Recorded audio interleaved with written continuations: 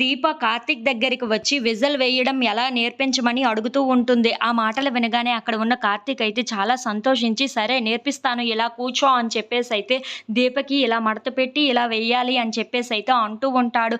ఆ మాటలు వినగానే అక్కడ ఉన్న దీప అయితే ఎన్ని సార్లు వేసినా సరే ఆ విజిల్ రాకపోవటంతో చాలా బాధపడుతూ ఉంటుంది.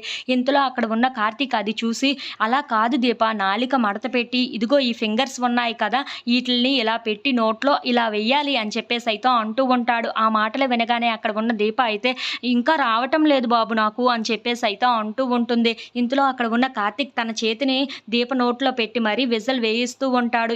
అది చూసి అక్కడ ఉన్న దీప అయితే నాకు వచ్చేసింది అని చెప్పేసైతే చాలా గట్టిగా అరుస్తూ ఉంటుంది. ఆ సౌండ్ వినగానే అక్కడ ఉన్న శౌర్య అయితే ఒక్కసారిగా తులుక్కన లెగుస్తూ ఉంటుంది. అది చూసి అక్కడ ఉన్న వాళ్ళిద్దరూ అయితే చాలా కంగారు పడిపోతూ ఉంటారు. ఏంటి ఇక్కడ ఎవరో గట్టిగా విజిల్ వేశారు, ఎవరు అది అని చెప్పేసైతే అడుగుతూ ఉంటుంది. ఆ మాటలు వినగానే అక్కడ ఉన్న దీప అయితే తన మూతిని మూసేసుకుంటూ ఉంటుంది.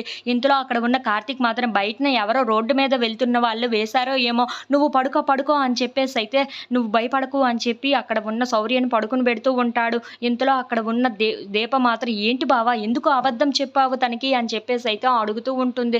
ఆ మాటలు వినగానే అక్కడ ఉన్న కార్తీక్ మాత్రం ఇప్పుడు కానీ నువ్వే వేశావు ఆ విజలు అని నేను శౌర్యకి చెప్పానే అనుకో, రేపు ఉదయాన్నే లెగిచి మా అమ్మకు అలాగే అనసూయ గారికి చెప్పినా చెప్తుంది ఇది, అందుకే అలా చెప్పాను అని చెప్పేసి అయితే అంటూ ఉంటాడు.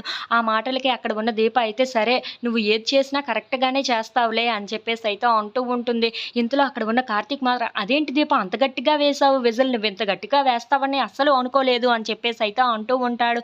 ఇంతలో అక్కడ ఉన్న దీప అయితే నాకు కూడా వేయడం వచ్చేసింది, ఇక ఎవరు లేనప్పుడు ఎవరు లేకుండా ఉన్నప్పుడు నేను కూడా ట్రై చేస్తాను అని చెప్పేసి అయితే అంటూ ఉంటుంది. సరేలే ట్రై చేద్దువు కానీ ఇక టైం అయింది పడుకుందాం రా అని చెప్పేసి అయితే అంటూ దీపని పడుకుని పెడుతూ ఉంటాడు. ఇంతలో అక్కడ ఉన్న కార్తీక్ అయితే ఎన్నో సరదాలను మిస్ అయ్యాను అనిపించింది, కానీ ఇప్పుడు అవి కూడా తీరిపోతున్నాయి దీప నీతో నాకు అని చెప్పేసి అయితే అంటూ ఉంటాడు. ఆ మాటలు వినగానే అక్కడ ఉన్న దీప అయితే చాలా సంతోషిస్తూ ఉంటుంది.